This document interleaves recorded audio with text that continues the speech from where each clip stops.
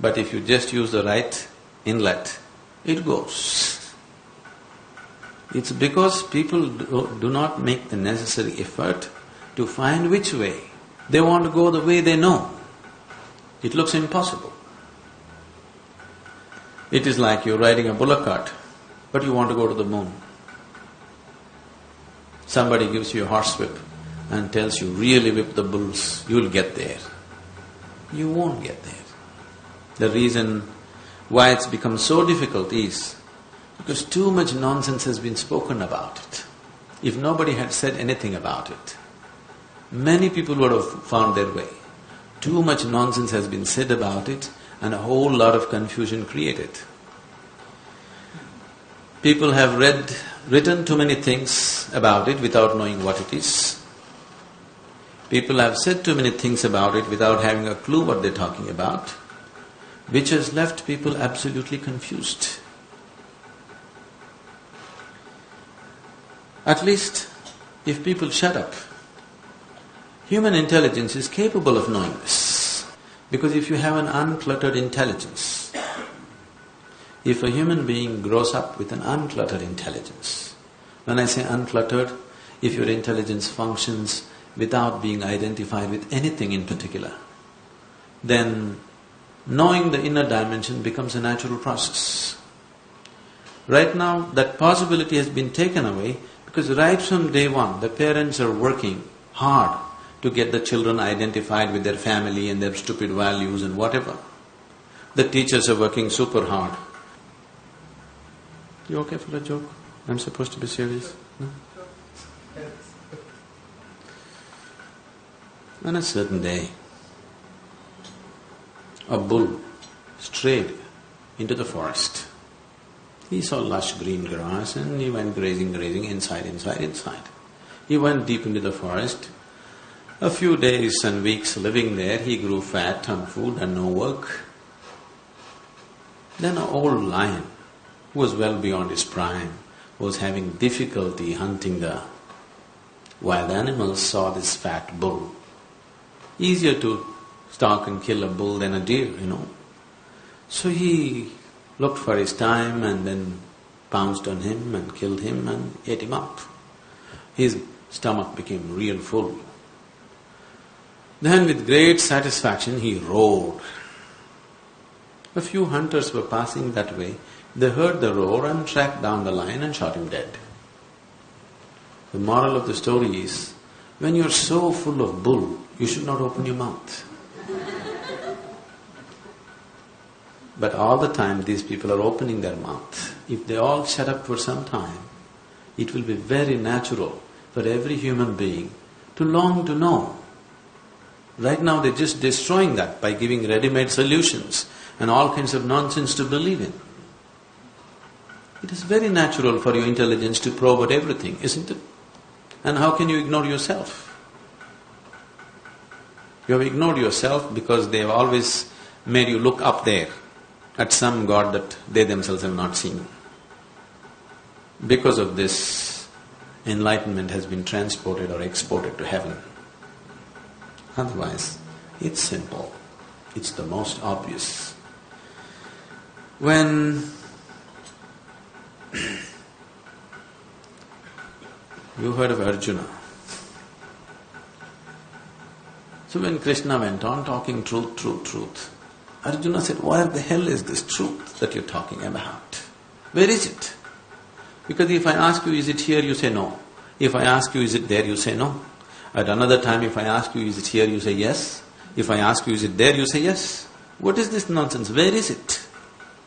Tell me where is it, I'll go get it. He's a warrior, So Krishna laughed and said, the ultimate truth about life is at the tip of your nose. Now, there are many schools of yoga who are intensely focusing on the tips of their noses. You try focusing on the tip of your nose, within 2 minutes you'll get a headache, you'll not get enlightened. So, all he's saying is it's the most obvious. The problem is it's here, but your senses are set there.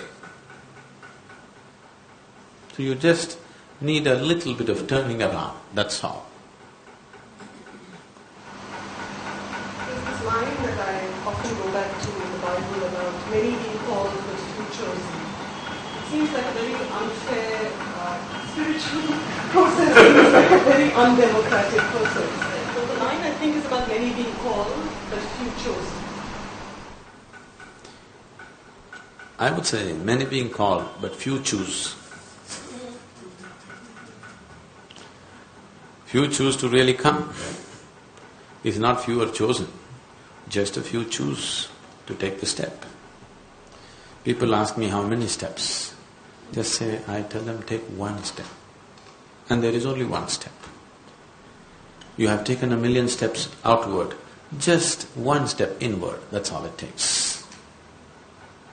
But you can't take a step inward like this, you have to turn around and take it. But you're not willing to turn around because you made investments on the outside. It is not that if you turn inward, you lose the outside. It is not so. It is an uncalled for fear. And once again, this fear has been nourished by all kinds of misinterpretations of spirituality. People have always told you if you turn spiritual, you will leave everything and go away. If you turn spiritual, your residence has to be in a Himalayan cave along with the rodents. It cannot be in Bombay. Yes. So an inward step has nothing to do with Himalayas or with Mumbai. It's got nothing to do. Mumbai and Himalayas is a choice of residence, that's all. That's an outward thing, it's nothing to do with your spirituality at all. You like to live in the mountains, fine, it's up to you. It has its advantages and disadvantages. You like to live in Mumbai, it has its advantages and disadvantages, isn't it? It is just that for a long time, all those people who wanted to, because there was no process of divorce in India, a lot of people chose spirituality as a way to leave their family. Okay. Because there was no honorable way of leaving your family unless you said, I'm going spiritual. So it's an excuse that a lot of people have used for a very long time. I don't think now you need an excuse, do you? But I don't find my inside a very nice place. You have never seen your inside. What you are right now calling as inside is your mind. Your mind is not inside. Your mind is just society's garbage bin, isn't it? Everything in your mind you picked up from outside. Everything that is in your mind is just what you've been exposed to, isn't it so? Isn't it so? So your mind is not inside, your mind is outside. Processing also. We do some processing of that garbage. You do some processing. I used to come and sit and listen to you, but I won't choose to go and… Yes. See, you have no choice about what you take in. You have choice about what you make use of and what you don't. Yes? But even that choice is not really a choice, because that choice is also set up by something else that's gone in earlier. So you really have no great choice about it. Everything, the content of your head and the content of your body, both were collected from outside, isn't it so? You understand what I'm saying? This body you slowly accumulated. How? Just by eating food, isn't it? The content of your mind also you accumulated, just by your exposure and the impressions of what enters you through the 5 agencies. And these 5 agencies that you're using to collect the impressions of life around you, they are not reliable at all. When I say they're not reliable, one thing is, people have always told you, seeing is believing. Seeing is not believing. You know very well, everybody sees what they want to see, isn't it? Does everybody see the same thing? No, everybody sees what they want to see. Everybody does not see what is there. And going more fundamental into the very process of vision itself, even that's not reliable. Why is this so? That even something so fundamental is questionable is, sense organs were opened only to serve survival. They are sufficient instruments of survival. But if you're seeking something beyond survival, now you're talking enlightenment, which is not a survival process. Once you're looking at something beyond survival, then sense organs are no good. You have to have another dimension of perception. So the whole process of spirituality is just about enhancing your perception. Unfortunately, If I use the word spirituality, people think they'll have to do Ram Ram or go sit in the temple or in the church or mosque, or they have to give up their food, or they have to give up their clothing or something. It's not about that, it's about enhancing your perception. The only way to know is by enhancing your perception. Everything else is just belief, isn't it? And what you believe is immaterial, because if we work hard enough on you, we can make you believe any damn thing. We know that very well. We just have to work hard enough on you. We can make you believe the weirdest of things in the world if we work upon you right from your childhood, isn't it so? Haven't you seen enough of life around? You know that. So what you believe, whatever it may be, is of no existential value. It may have social value. When you talk about enlightenment, you are not talking about social or personal dimension of life. You're talking about an existential dimension of life. If you have to be open, if you have to know life in an existential way, the only way is to enhance your perception, not by thinking it up, not by philosophizing, not by discussion, not by believing. Only with enhanced perception can you receive life, can you know life. There is no other way to know life. So enlightenment means a heightened level of perception in an ultimate way. If your perception is full on, you receive everything that can be received and know life in its totality. We would call that enlightenment. Now that you asked, how does it feel? Let me try to work around that.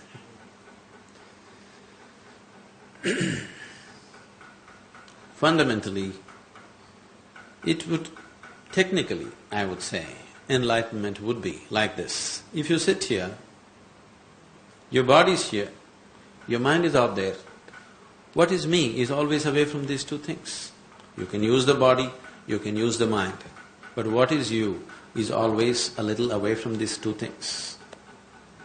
If you look at life's experience, the biggest limitation upon you right now is your body and your mind.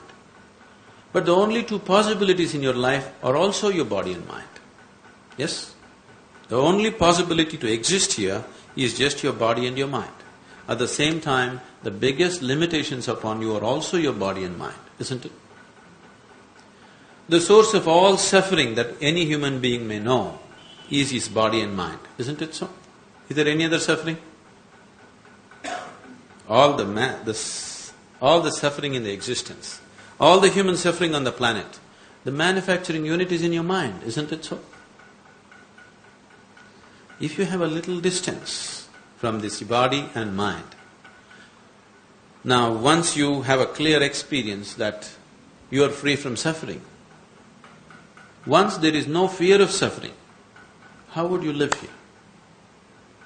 Every step that you take right now is half a step, because there is a fear of what will happen to me, what will happen to me, what will happen to me. If you carefully observe your life, I would say, for a majority of the population, at least 90% of their life is dedicated to their security. Their life, the steps that they take in their life are not being taken in search of joy or love or freedom or anything. It is always in search of security, isn't it so? Yes? When you're constantly in pursuit of security, what you're doing is you're in pursuit of death. Because life is never secure. It doesn't matter what you do, how much insurance you have, how much bank balance you have, how many thousand people you have around you. Tomorrow morning you may just fall dead. Yes? We're not wishing it, but it can happen, isn't it? It's happening to so many people. It can happen to you or me tomorrow morning, isn't it? So as long as you're a physical body, as long as your life and the experience of life is limited only to the physical and the mental, living with fear and being constantly security-oriented is unavoidable. It's inevitable. That's the only way you can live. So if your experience of life transcends the limitations of the physical, now physical and mental are there in your life, but you are never a part of it. You can use it, you can enjoy it, but you never become that. If this freedom is attained, can you imagine how you will live? Unbridled life, isn't it? You can play with life any way you want, but life cannot leave a single scratch upon you. Is that a good description of enlightenment? Is it worthwhile? It sounds right. Huh? It sounds frightening also. Frightening what? When you're enlightened, does that person become like vapor? That you begin to see that you begin to see that everything is like Maya and illusion, and everything fades, and people who, if someone you love gets enlightened, would they also see that you're meaningless and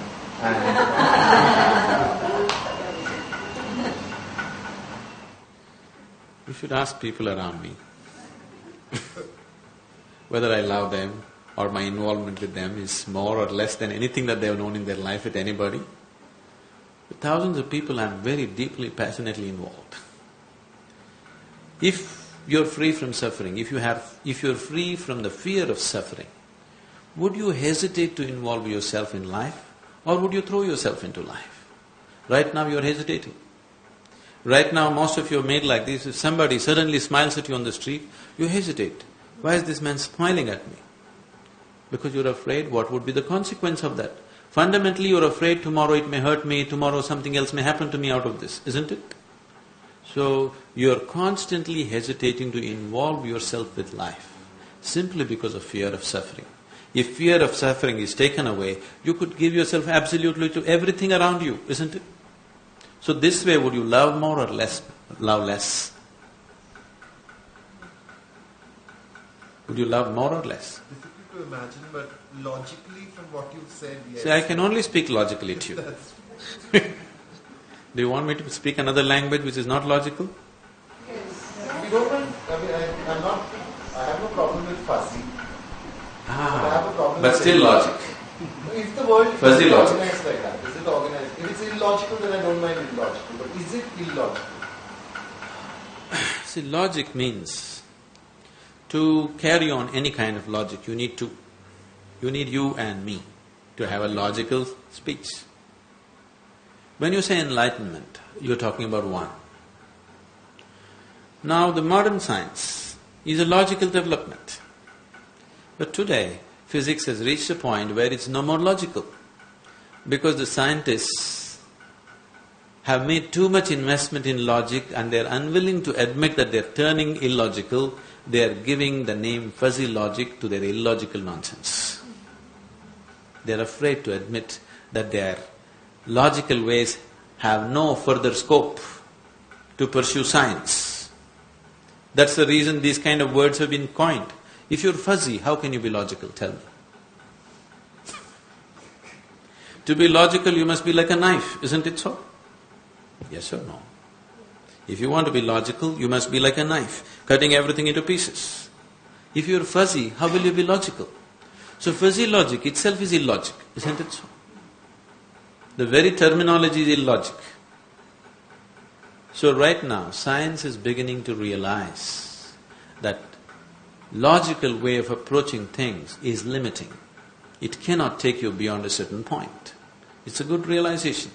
But they have made so much investment in the logical, they're afraid to turn around and say that or do something else, because then all that you've worked on may become meaningless, like you're saying, it may become Maya. So if it is Maya, what's your problem seeing that? I have not said this, okay, this is not my statement.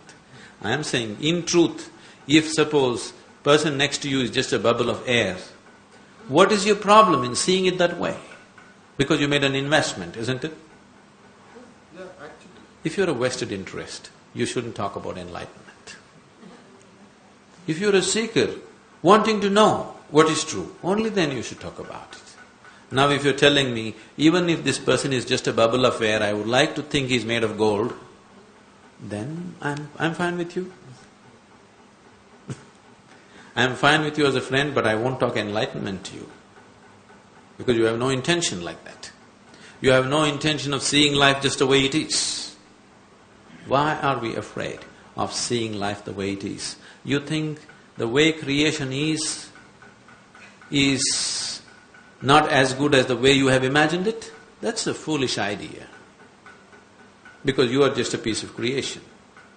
Whatever you are imagining about life, the way creation is must be far more beautiful than the way you are imagining it, isn't it? Because you are just a tiny speck of creation. If you can think up so much, what created you must be much, much more, isn't it so? At least is it logical to see it that way? And I see my mind as a fractured, fissured place with great capacity for violence. And therefore, extrapolating from that, my inventor could well have been demented. And the whole world, the whole of creation might not be benevolent. And that frightens me. And that's why I want him to be not a bubble of air. Now, you need to understand this. Only the fundamentals of life were created by whatever you refer to as the creator. The rest of it is your creation. If you have a demented mind, that is definitely your creation. You already told me that no matter what information gets into me, I still have a choice of processing it the way I want. So right now, if it has processed itself to a corner where it's become violent, whose creation is this? Whose creation is this? It's your creation, isn't it? So it's got nothing to do with the creator as such. Whatever the existence right now around you, whatever you have seen, whatever created this, is it far beyond your intelligence and imagination? Yes? Is it well beyond it? Even a single atom, is it well beyond your perception and understanding and intelligence right now? Yes or no? So, such a magnificent creation that you can't even understand a tiny bit of it properly. Could it be wrong? This right and wrong is your idea, isn't it? The only right thing to do is to be in tune with the existence and the creation, isn't it? Now, you are not living in the world. You are not a living being, because 95% of the time, you're only thinking about life, you're not living life. Whatever you're thinking, you're beginning to believe is life, unfortunately. What you think is not life. What you think has nothing to do with life. You can think whatever you wish to, but it has nothing to do with life as such. What yoga practices you performed by which you got this kind of ecstatic and blissful experience? I told you they were very simple and physical, nothing spiritual about it. But what you need to understand is, if something larger has to happen, it's very important that… See, right now what you consider as myself is just these four elements. Your physical body, your mind, your emotion and the life energy which makes these things happen. These are the four components which you call as myself, isn't it? If you want something bigger to happen, you must put these four things in proper alignment. So all yoga is structured and designed to put these four dimensions in absolute alignment. So these four dimensions of body, mind, emotion and energy means head, heart, hands and energy. Is there anybody here who's only head, not heart, not hands, not energy? You're a combination of these four things, isn't it? So you need these four basic yogas. There are only four yogas. They are known as Jnana Yoga, Bhakti Yoga, Karma Yoga and Kriya Yoga. Jnana means if you employ your intelligence to reach your ultimate nature, it's called Jnana Yoga. If you employ your emotion to reach your ultimate nature, we call it Bhakti Yoga. If you employ your body to reach your ultimate nature or action, we call it Karma Yoga. If you transform your inner energies and reach your ultimate nature, it's called Kriya Yoga. These are the only four ways. But which one shall I take? There is no such choice, because you are a combination of all these four. You have to employ them in right proportion. Now in this person, the head may be dominant, in that person the heart may be dominant, in that person the body may be dominant. Accordingly, a right mixture has to be done, otherwise it won't happen. There's a very beautiful story in the yogic lore. Are you okay for stories? On a certain day, 4 men were walking in the forest. One is a Jnana Yogi, another is a Bhakti Yogi, another is a Kriya Yogi, another is a Karma Yogi. Usually these 4 people can never be together because they can't stand each other. A Jnana Yogi, who is employing his intelligence, has great disdain for everybody. He thinks everybody is an utter fool, especially these bhakti people who are looking up and saying Ram Ram. He can't stand them at all. Yes? So, bhakti people, they have sympathy for everyone. When God is here, instead of just holding His hand and walking all this hair splitting and nonsense, this yoga standing on your head, holding your breath, twisting your body, just utter nonsense. Just call for God's help and it will happen. Karma yogi thinks all these idiots are just lazy. To cover up their laziness, they've invented all these stupid yogas. Kriya yogi has absolute disdain for everybody because after all the whole life is energy. If you don't transform the energy, where is the way? So these four people can never get along together. But today they were walking together. Suddenly a rainstorm broke loose. So they started running looking for shelter. Because the bhakti yogi knows the geography of temples, he said, in this direction in the forest there is an ancient temple, let's go there and get some shelter. They all ran there. They know all the geography of temples in the country.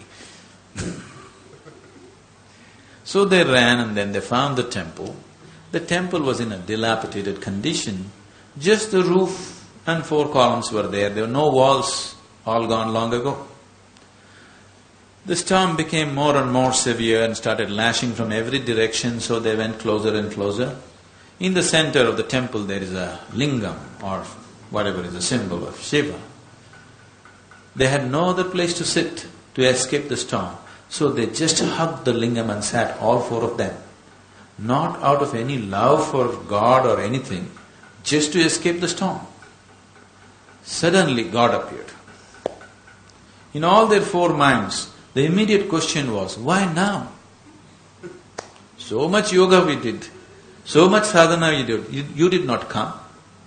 Just now, when we are just trying to escape the storm, here you are, why? So God said, at last you 4 idiots got together. I've been waiting for this moment for a long time. This is the biggest problem. If these 4 dimensions are not in alignment, nothing big can happen. You're trying to drive your car, one wheel pointed this way, one wheel pointed this way. You know what a torture you will be? That is the torture right now that you see in people. Their mind is this way, their heart is this way, their body is somewhere else, their energy is somewhere else. How do you expect them to travel smoothly to any destination for that matter? Yoga, what we are referring to as inner engineering, is just to align these 4 wheels in such a way that you travel smoothly. Right now, you're in the direction of hell, it doesn't matter. Once your car is going well, you can just make a U-turn in no time, isn't it? But you have this torture of a vehicle where 4 wheels are pointing in 4 different directions. Which way will you go? You cannot go any way. You will just get sucked in and pushed by situations. Your direction is not decided by you. Your direction is decided by the situations in which you live. That is the life of a slave, isn't it? Why is there so much talk of the human being's enlightenment? And why is the human being being given so much choice to be selfish and not be useful, like everything else is in the universe?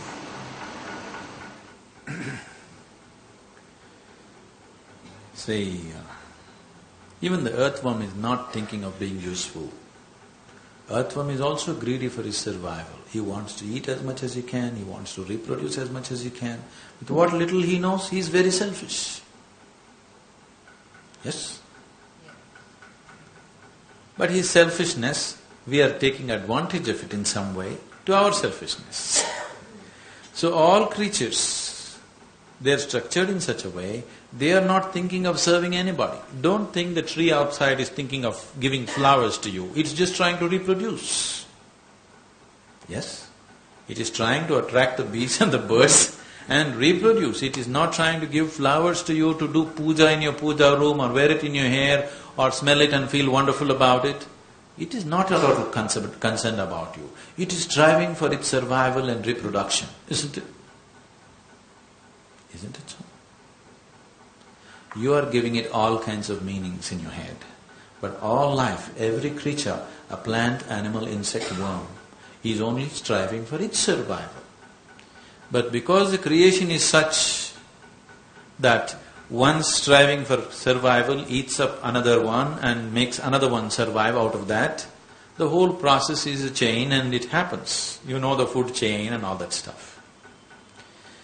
Why human life needs so much attention is because we are human beings. Earthworms may be having a meeting right now talking about their enlightenment. Okay? But their methods won't work for you. Because we are a human society, we are sitting here and talking about human enlightenment. So it's not just that we are paying so much attention to our lives, they are also paying enormous attention to their lives. They are not ignoring their lives. But what is the distinction is, animal life is still compulsive. In yoga, we look at life as happening in 3 different dimensions. This is called Mruga, Manusya and Deva. That means animal nature, human nature and divine nature. Animal nature is well established. Divine nature is very well established. What you call as human is not established. This moment you can be godlike, next moment you can be like a brute. You are swinging between the two. Sometimes you are near to this, sometimes you are near to that. Isn't it so? Look at yourself and see in 24 hours' time how many swings you make. This moment you're wonderful, next moment you're nasty, next moment you're beautiful, next moment you're ugly. Isn't this happening to you? Yes? So you're constantly swinging. There is no such thing that you can point out and say, this is human nature. Humanity is a flux. They can become anything they want. No other animal has this freedom. So this life, which was in that compartmentalized animal nature, has now evolved into a status where it is no more restricted, it can become anything it wants. This is a freedom, but this is what human beings are suffering right now. What people are suffering is not their bondage, what people are suffering is their freedom. That's why it's so tragic. If you're suffering your bondage, that is fine, but you're suffering your freedom. See, if your life was fixed up like animal nature, you wouldn't be suffering so much, isn't it? For example, let's say a tiger is born. He is not sitting there and planning and calculating how to become a good tiger. Just find enough food, he will become a good tiger. Yes? Gobble up as much food as you can, he will become a good tiger. He has no such fears and insecurities, will I become a tiger, will I end up as a house cat? These kind of problems don't exist for him. You are born as a human being. To become a good human being, how many things you have to do? And still you don't know. After all this, you still don't know where you belong, isn't it so? Compared to another human being, you can say, okay, I am better than him. But by yourself, you do not know where you belong. Because what you call as human being is not established. You are left free by nature. This is a tremendous possibility. Later, nature left you free like this, trusting your intelligence, that naturally you will seek higher, not the lower. Because there is something within you which is always trying to seek the highest that you know, isn't it? If you know money, you want to be the richest man in the world. If you know power, you want to be the most powerful man in the world. If you are an arty person, you want to be the most artistic person in the world. Whatever you know as life, it is very natural for you to seek the highest in that, isn't it? So whatever you expose yourself to, you want to go there.